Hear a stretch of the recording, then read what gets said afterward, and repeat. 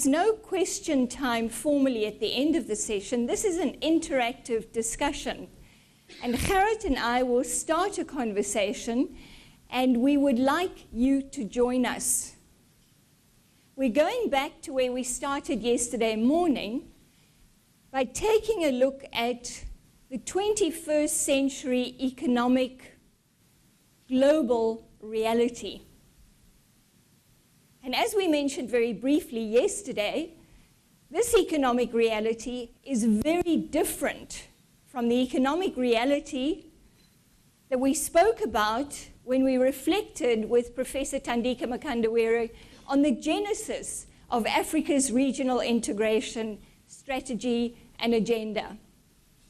This is a global economy characterized by global value chains. What are these? And it simply indicates that firms are now seeking efficiencies in different locations, under different jurisdictions. And they are fragmenting their production processes. And this has implications for the legal regimes within which they operate. So regulation becomes particularly important. From a trade perspective, an investment perspective, the role of services becomes critically important, not only as connectors between the different stages of production. Those are provided by transport, communication, financial services, professional services, legal services, and so on. But increasingly what we're also seeing is the content of production demonstrates a distinct increase in servicification. The value of services in any commodity, any product that comes, for example, from an industrial process is rising significantly. And that's a very impressive picture.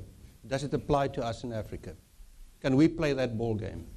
If we want to be part of the global economy, this is what we need to be reflecting and incorporating in our industrial development and broader development strategies. So if we want to industrialize, and we've heard the example from Nigeria, Gerhard, and this is a very interesting one, because their industrial strategy is one behind closed doors. To say, you know what? We want to build a cement industry or sugar industry, so we're going to close the borders effectively and do that behind closed doors. Can they do that, Gerhard?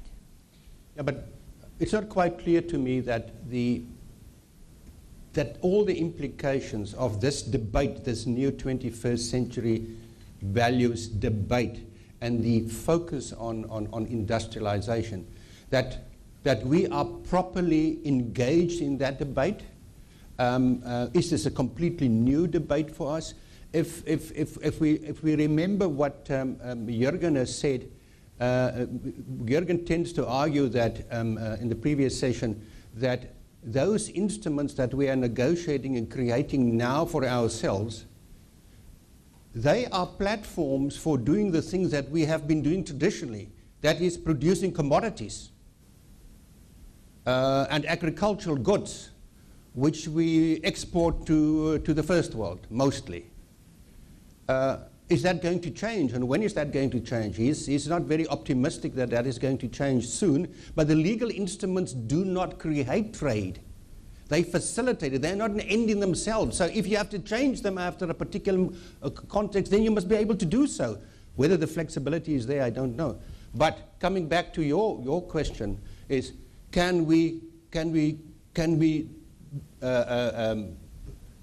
industrialized behind closed doors in Africa? I don't think the Nigerians want to do that. They will sell their cement all over Africa. But that policy, that is the starting point of domestic industrialization, is a national policy. Absolutely. It's a national policy. And I think it's not one that is based on promoting African regional, continental integration. It is not. And therefore, I suspect they will not be particularly keen on disciplines flowing from the Continental FTA on what they can do at home or not. that's an important issue that you picked up when also on the previous session. But let's come back to this notion of industrial development. And what we have seen in recent times is a distinct shift in the debates about regional integration. The focus is shifting from trade to industrial development. And we heard yesterday from a representative from South Africa's Department of Trade and Industry talking about the 3 pillars of developmental regionalism. Market integration, yes, but industrial development, policy coordination. Who's industrial development? That's the important question. My issue here is, if we're trying to industrialize Africa, and there's also some focus in the discussion on the development of regional value chains. So the language of the global economy in terms of value chains is also now permeating our regional integration agenda. What kind of agenda is going to promote Africa's industrial development, addressing those supply side issues? Paul, you're frowning. Come in on this discussion. I think this debate is not new, particularly debate about a link between industrialization and trade is not new. Perhaps it's new to us because we go to and fro. I mean, regionally, industrialization actually calls for trade, intra-industry trade between countries.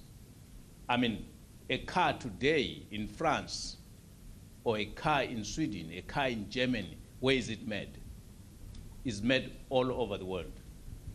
But ourselves, we don't have a policy for industrial value chains nationally, let alone regionally. Okay, that's a very interesting implication. In other words, we begin to jump and talk about global value chains when in fact we don't have Are you saying, Dan, are you saying that a successful Nigerian industrial policy must be an open one for inputs to come in? No, it starts first as a Nigerian policy for cement, for example. They grow their cement and they then sell their cement within the region. So that, in fact, let me give you an example of Egypt.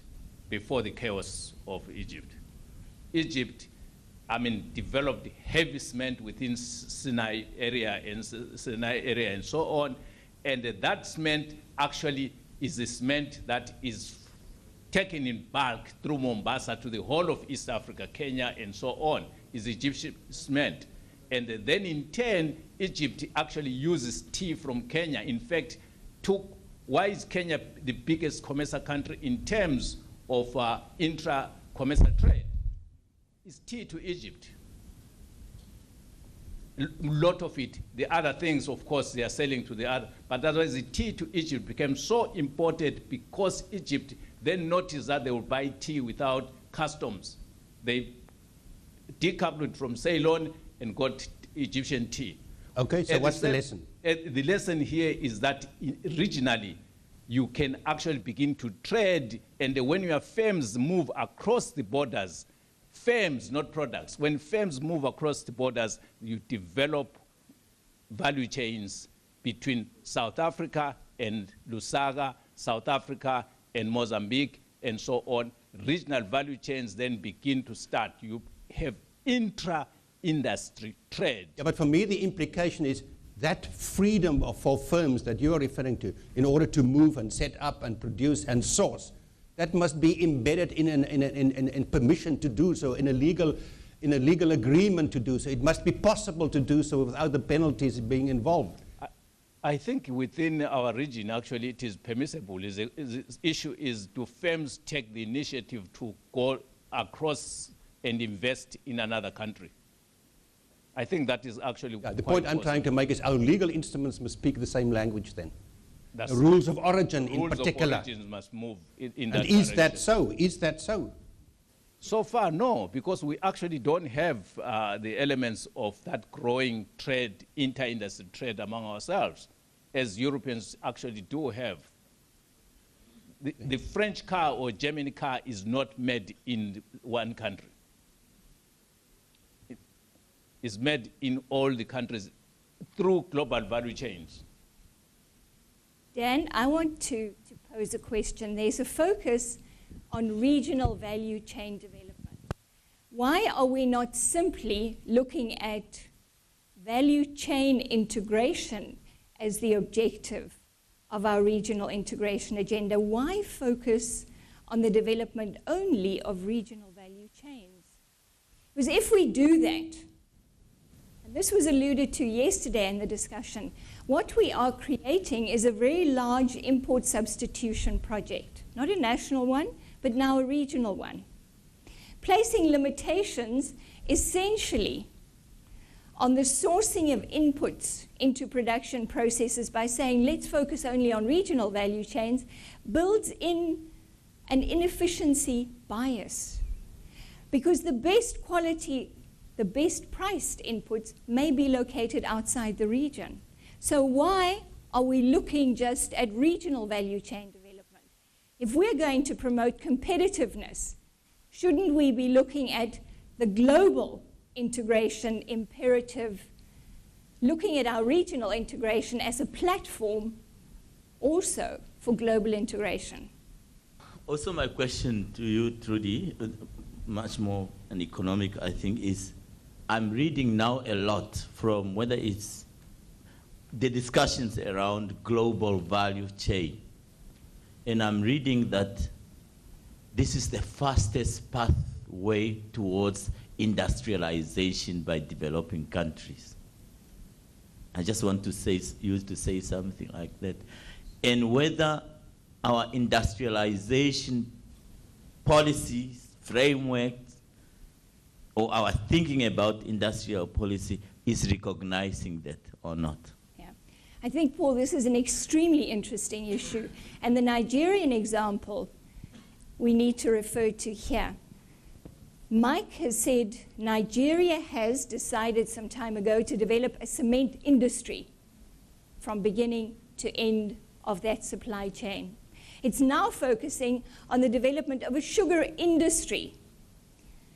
The global value chain configuration and the global value chain as a pathway to industrialization disaggregates or deconstructs industrial development and makes it possible for a country, for example, to become efficient and competitive in producing windscreens for the car or car seats, rather than developing a full automotive industry domestically, because it may not have the competence to produce from beginning to end motor vehicles.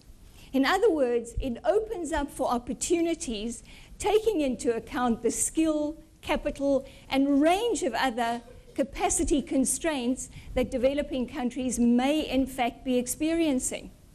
And I think this is extremely important. So when we look at industrial development options now, the options are not just to have a sugar industry or a cement industry or a clothing industry, but it's actually to find niches, stages of the production process where we can far more easily develop the skill, the capacity to become competitive.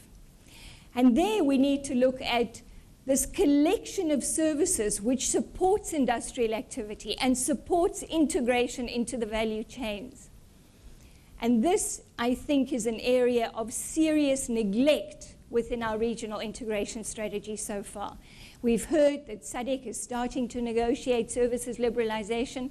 I'd like to come back to the point that Malcolm made yesterday. My opening remarks, I said something about looking outside the box of the GATS, the General Agreement on Trade and Services.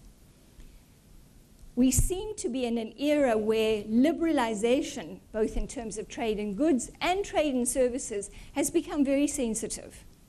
We're looking more inward than we were in decades past.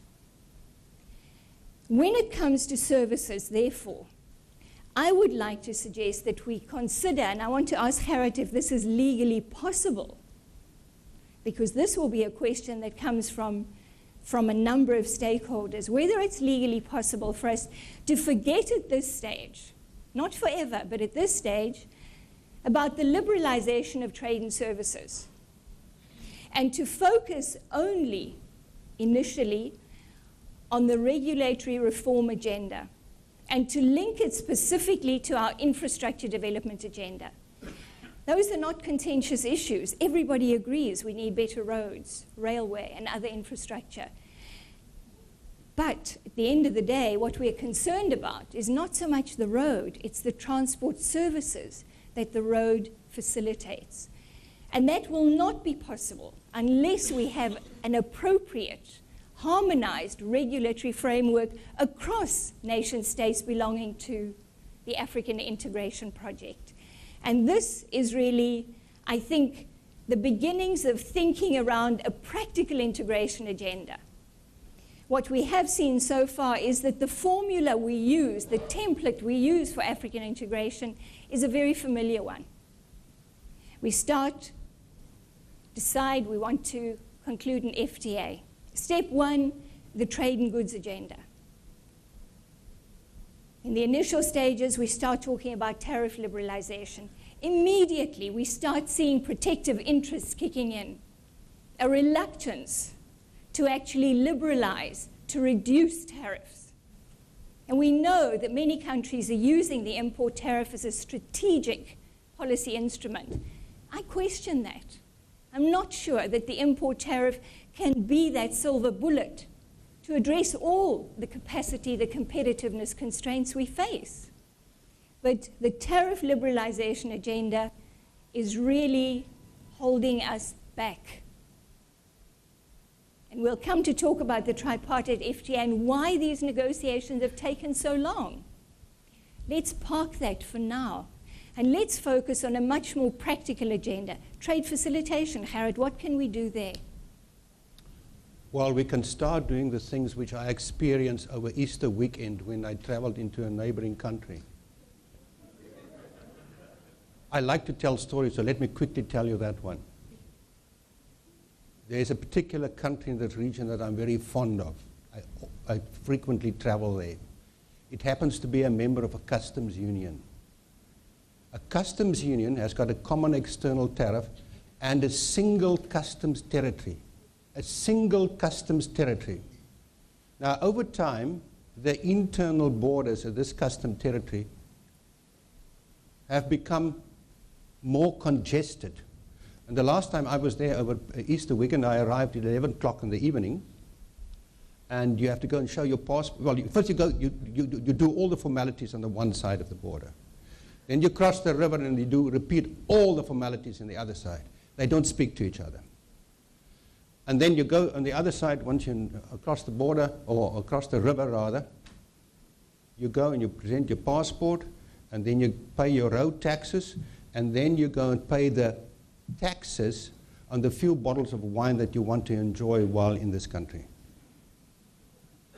Now, normally that's not a problem. You're in a long queue, that's the problem, but eventually you pay the taxes.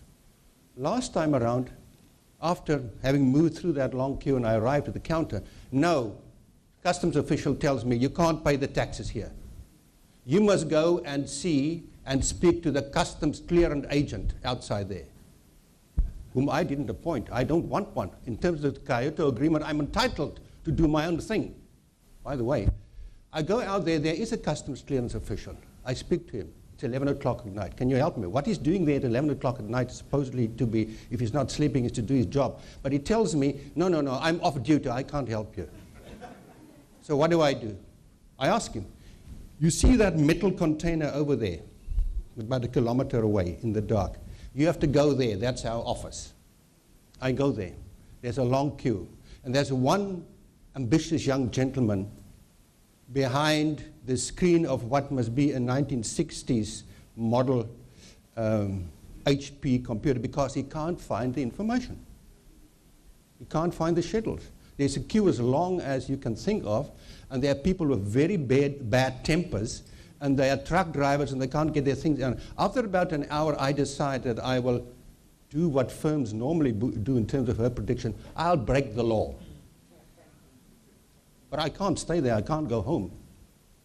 But before I do smuggle the things across the border, I take one last chance and I go back to the office of the customs people and I ask them, can you help me? And this time I'm lucky. I find another gentleman there. And he's got a different inclination, a different interpretation of his legal obligation to serve the public. He says, no, I can help you. You don't have to go to the customs official. Now, why do I tell you this story? Well, first of all, I like to tell stories. But secondly, it tells me a very important thing about small, it's an indication of small things, trade facilitation things that we can do. We don't need an international agreement to do that. Of course, yesterday we heard that shared sovereignty at the joint management of one-stop border posts will be a wonderful thing. And apparently they are being implemented between South Africa and Mozambique and others, but they're not implemented in the SACU Customs Union. Now, you don't need a legal agreement to do that. You need some joint policies and effective decisions to do that. And maybe you need some donor money, I don't know. Sometimes these things are expensive. But I don't think you're moving in the right direction if you put up new containers there for customs clearance officials. So, Trudi, you're asking us, is it legally possible to do it? To do what? The law is not an end in itself. It's an instrument towards achieving objectives. So what do we want to achieve?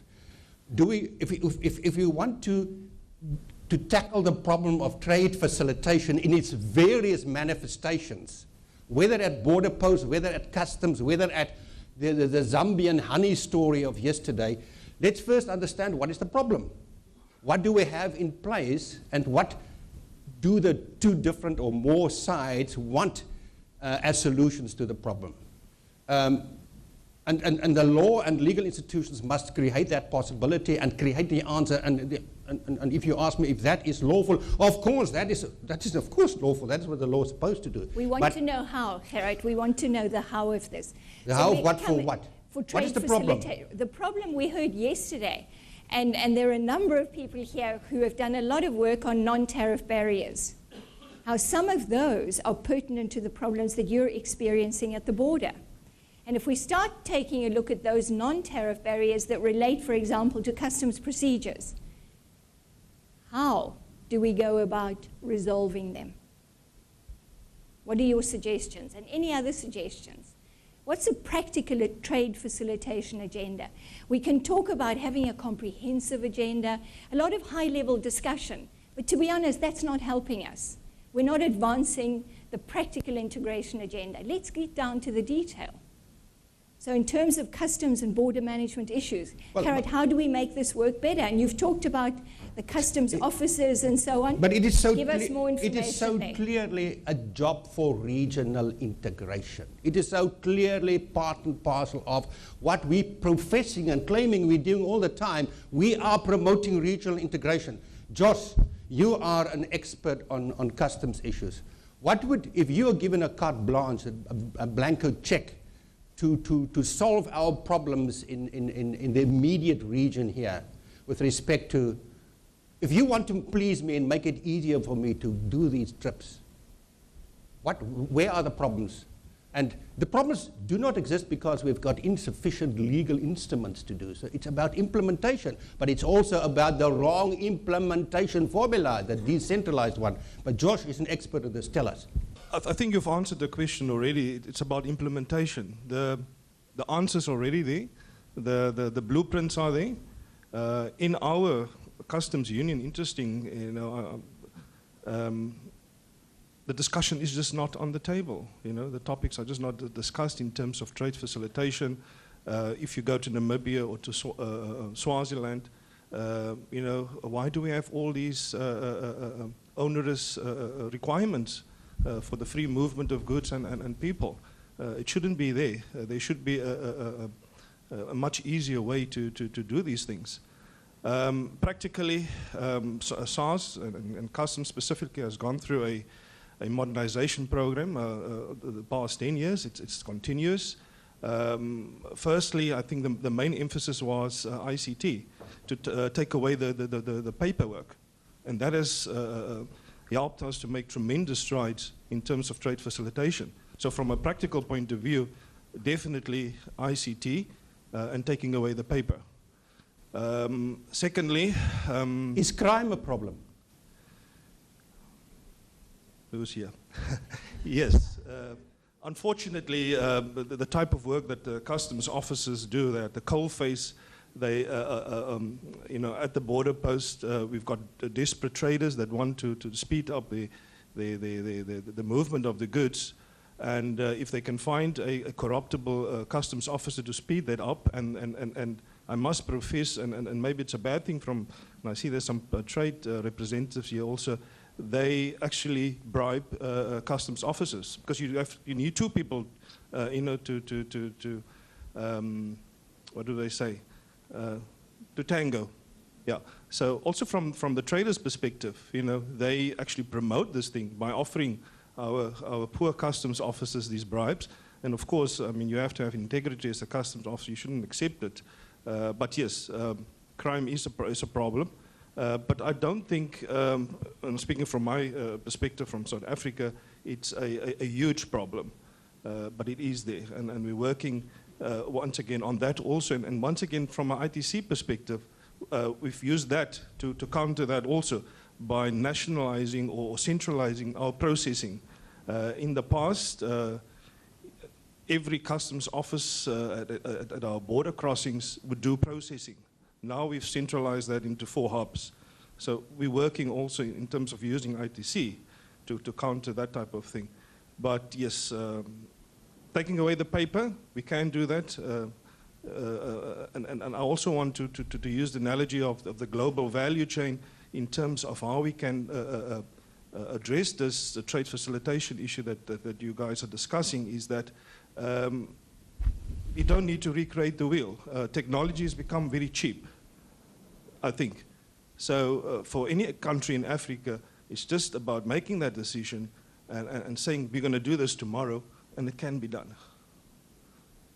Okay, I think that's a very important summary, if I understand. Thank you, Josh, for, him correctly. And he says 2 things. He says it is becoming increasingly possible and cheaper, but that the implementation, the willingness, the commitment, the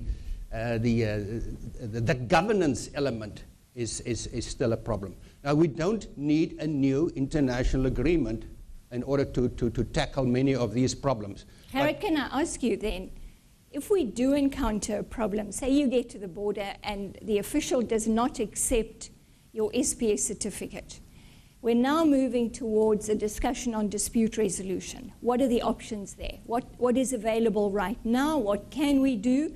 And looking to a practical regional integration agenda, what do we include? Well, we've got very little in place for customs-related challenges and administrative problems. We heard yesterday about the tradebarriers.com.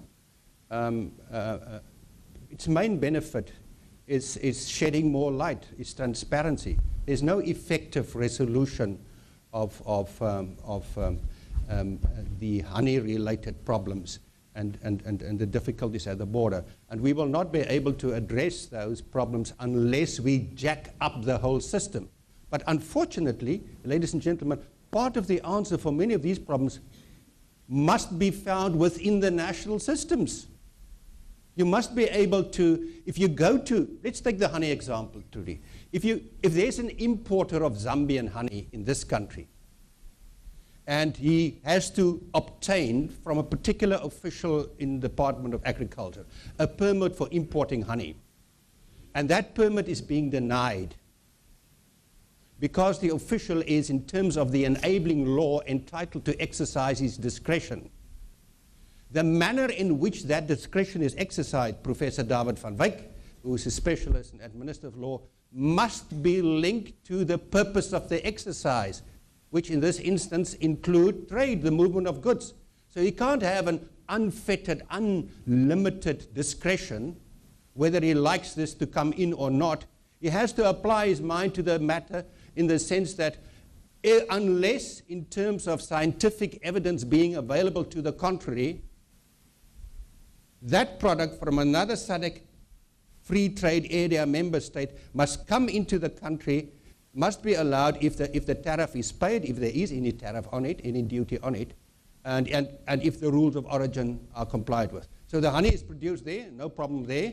If there is a tariff, that's not the problem. So the problem lies with the SPS and the administrative function involved in granting the permit to get it in or refusing the permit. Now, these are domestic concerns, but they are the typical and logical knock-on consequences of regional integration. So we must have the same rules being applied to those officials. And this is exactly the reason why you will find this whole debate about domestication and the duty in regional trade instruments to give effect to your obligations under the treaty domestically. Listen, remember what we said yesterday about the Polytol case, what William told us. It's about giving domestic effect to your legal obligations in the trade agreement. So if that permit is then refused, and the importer can show that this is a violation of the SADC trade protocol, then that SADC trade protocol should be the basis for a legal action and application in the national courts to have it reviewed. That's the remedy. I think we need to know that. We've seen Paul, Anton, Kikobud, Joseph, and Malcolm. Reginald, and Malcolm, in that order. Paul. Maybe quickly. Yesterday, and you repeated, somebody, I think from DBSA, talked about, when we were talking about sovereignty and sharing. And I think that is a very good approach as well. That is not necessarily emphasized in the regional integration agenda, particularly on trade facilitation. It's really that you don't need to bring all countries in Africa necessarily to talk about a trade facilitation instrument, because they're not. South Africa has really nothing in common on that at the border with Madagascar, for instance. But it has something in common with Namibia, with Swaziland, but we're not regarding those things as part of stepping stone to full integration. So I think we also need to go really at a level, at a practical level, addressing border issues at the neighborhood level. Within a particular regional integration framework. I think that can work much better than our traditional approach of bringing everybody together to agree. And it will be just... And then we can't agree, we look for the best practice. Oh, good. Okay. Anton. Thank you very much. My name is Anton Fall. I'm from the SACU Secretariat. So I'm Good morning, Anton Fall from the SACU Secretariat. Directly responsible for Prof's misery at the border, it seems. Now, I want to just give 4 very quick examples of practical terms exactly what these problems are. And the reason I want to give the examples is because I think we are all trying to use a trade in goods agreement to solve problems that are not related to tariff liberalization, trade in goods liberalization. And that is the point that I'm trying to make. You need to have a harmonized approach. You have to bring in all the areas that has a role to play in solving your problem at the border in this instance. The first one is just an example. We are building a very beautiful new headquarters building for the SACU in Windhoek. We should have moved in long ago. We haven't, because we said, okay, as a region, we are now going to source our furniture from the region, not only from Namibia, which is nice, regional integration, cross-border value chains, whatever you want to call it. So we award a tender to a furniture company, which is not in Namibia, but in the SACU region. They start manufacturing the furniture. When they want to bring it to Namibia to assemble it and install it in the building, they cannot cross the border because they don't have a work permit. So just to say that we have to integrate all these different elements to solve this problem. Another example, he goes to the border, he wants to pay as a good citizen his VAT on the 3 bottles of wine, not declaring what is in the trailer, but anyway. You know him well, it seems. The reason why he has to stop there is because we haven't harmonized our VAT. Namibian VAT rates differ from South Africa's, and that's why now he has to go and stop, because he has to pay a different VAT rate. So once again, we've liberalized trade in goods. You can bring in your wine duty-free across the border, but sorry, the VAT is still not the same. And I'm not refunded the VAT which I paid when I purchased it. you should have declared it on the other side before you cross the border. On 3 bottles of wine.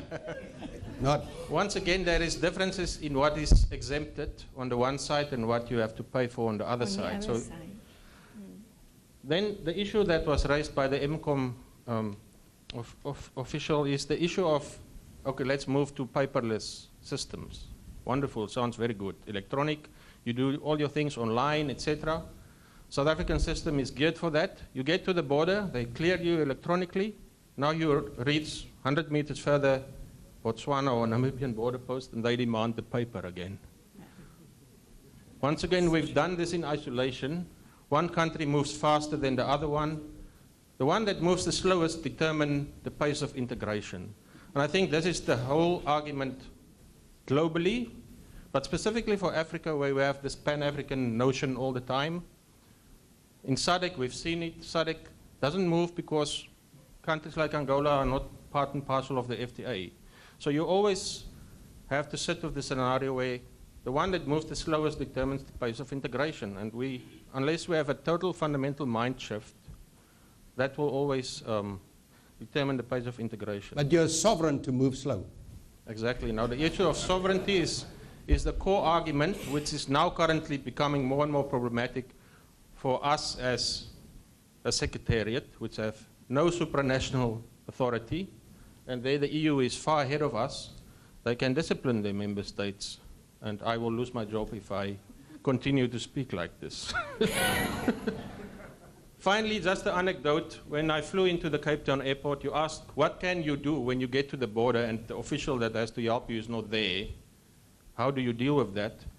I flew into Cape Town airport. I went through the Green Channel. I never have anything to declare. But then I looked right at the end, just before you exit. There's a nice poster. If you have any problems, complaints, please send an email to the following address and dial the following number. And those numbers and addresses are scratched out. So there's no recourse for me to even lay a complaint at the moment. So I think it's just small things, but they have a massive impact on the efficiency of where we are going and what our role is to play going forward. Thanks, Anton. Kikobad, and then Joseph. Thank you. My name is Kekobad Patel. I'm from Confederation of Business Association in Mozambique.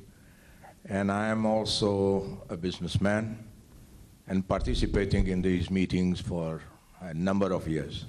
So when we talk about trade facilitation, there is nothing that we have not discussed and nothing that we didn't put in paper, nothing that there needs some action plan on that, and things are not moving. Why they are not moving, it's a mystery. Sometimes, probably my colleague Joseph will also speak on this. Just to give you an example about customs. Customs commissioner in the region, they've got a meeting. They've got a funny name, I don't remember now. And we, private sector, is part of it. When they discuss their strategic plan for 2010 to 2015, we were part of that decision, part of that discussion. And they asked the private sector, what is your views regarding this? And we put a number of issues which we considered to be the top priority for those issues which we are now listening around here, the border post, the delays, etc., etc. One of the things which we put straightforwardly on top of it, manual systems should be removed, because this is a big, big, big problem. And without that, and go into the IT system, that's number one problem. We in Mozambique, we didn't only just say that, but we also force our government to go into the system.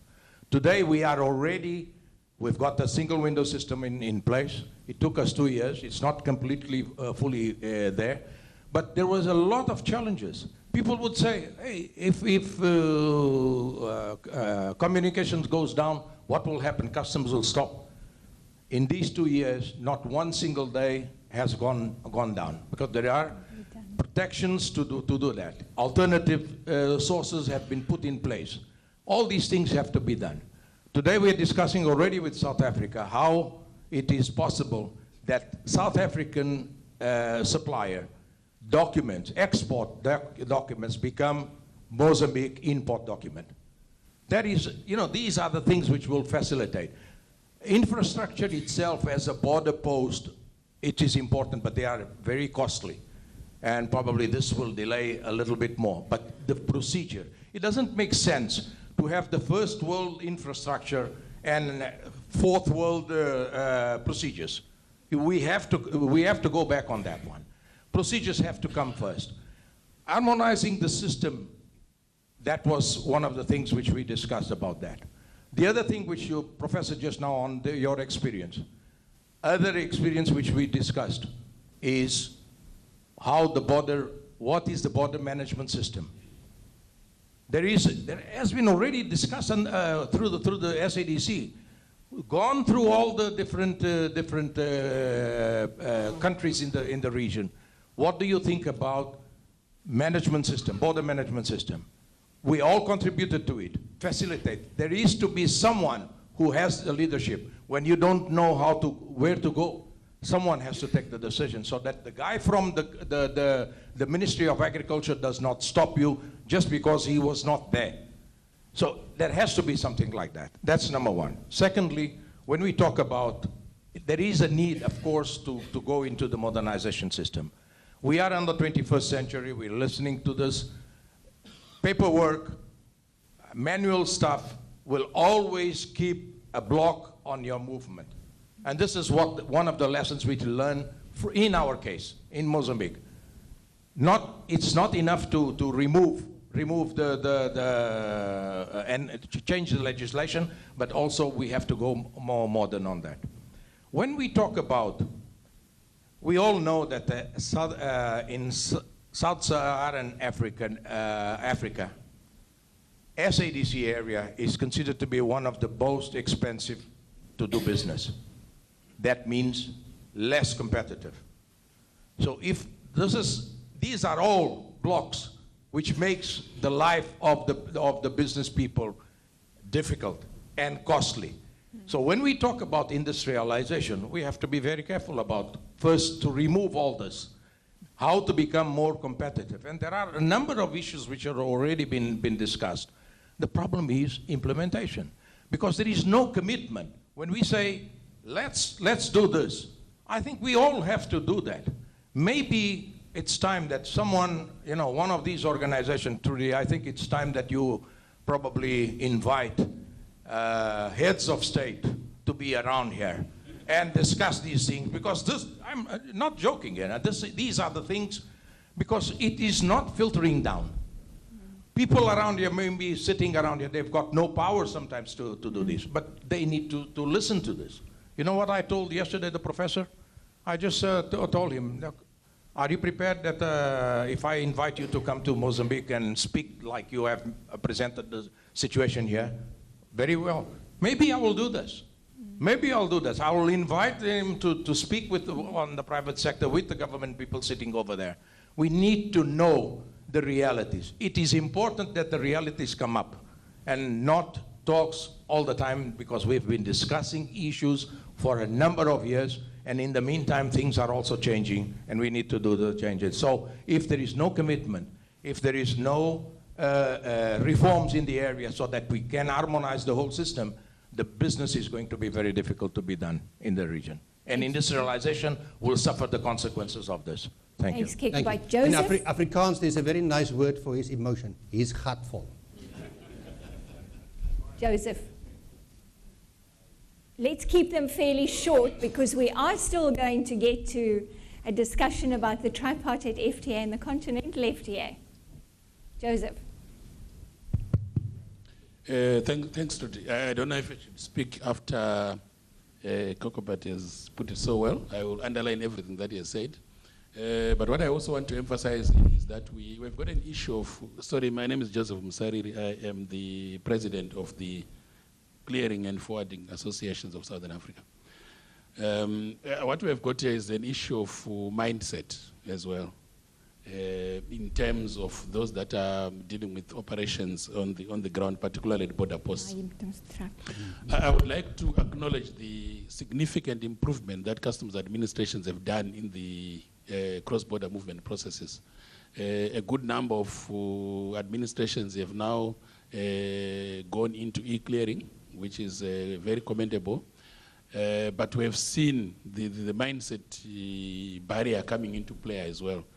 The more you want to try to implement efficient systems of doing things, they are drawn back by the mindset of the officers who are used to the old way of doing things. Even our own people on the ground, there is this element of resistance. And also there's the issue of corruption, we can't leave it out. And the more you introduce electronic processes, the less the chances it is maybe for you to continue with traditional corrupt practices. But the e-clearing process that have been introduced, the major stumbling block now is the interfacing across the border. You find like countries using the same system, custom system across the border, but the two systems don't talk. Then they don't talk to each other. So you have to repeat processes within a distance of a few meters across the border. Another challenge that we have got again on the part of the traveling public and also the importing and exporting public is the lack of knowledge. People don't know what is supposed to be done. So much that I've been a customs officer for 15 years. You encounter basic challenges from importers and exporters where you would expect an importer to be obviously familiar with certain processes or certain requirements. These are lacking. This is really the truth. And also you find in terms of capacity building, it's still lacking on both sides of the counter. On our side, on industry, I think it's probably worse. There's a need for capacity building. There's a need even for a regulatory framework governing the operations of the clearing. As talked of a clearing agent who was probably asleep and things like that. There is no regulation in the sector. I think that is one thing that we also need to look at. Joseph, thank you. I'm going to cut you there. This is a very important conversation, and Tralac is actually hosting a very small round table on the 26th of May, looking at practical cross-border trade challenges. And we're asking the clearing agents, the private sector, to join that discussion, and for us to look at new ways and perhaps improving what exists already of resolving those issues. Joseph, we'd like to invite you to come to that. So I'm going to stop you there. Please forgive me. But I would like us to move the focus, if you will allow me, to the Tripartite Fda. We're now getting to what was the topic of this session. And to say a little bit about what has happened in the Tripartite Fda negotiations and the implications for the Continental FTA. Now, I want to start, and I'm going to prompt Gerhard to say something, and that's not very difficult. If we look at the vision for the Tripartite Fda in 2008. October 2008, our heads of state and government commit to establish this grand tripartite free trade area. On paper, and in terms of the vision, this looks like a forward-looking regional integration agenda, solving, amongst other things, the overlapping membership problem, a comprehensive, modern free trade area in terms of scope and coverage. Gerhard, where are we now, and how has this process of negotiations taken so long? How was it redirected? Where are we now, and what are the likely outcomes of the Tripartite Fda negotiations? Well, Trudi is right, ladies and gentlemen, that it was an exciting initiative. That first summit of the tripartite heads of state and government, which took place in October 2008 in Kampala, in Uganda. And what did they decide? They decided, and you must go back and read that communique. Read that communique. That communique conveyed a particular message. And that message was that the member states of the three RECs, SADC, EAC, and COMESA, will come together and negotiate a new agreement to integrate the existing structures, to deal with the problems of overlapping membership, and to do all those other nice things that one typically finds in a preamble, which is to promote economic development, deal with poverty, etc., etc. But then it went on to contemplate the technical approach to that. And it said, we will put together a task team, and the task team will travel the region and go to all the existing recs, and in particular the member states, not the secretariat so much, the member states, and have discussions with them and then draft a document and technical instruments so that we can start discussions on doing this. And indeed a draft agreement and something like 14 annexes were prepared in this manner. But then the second summit came.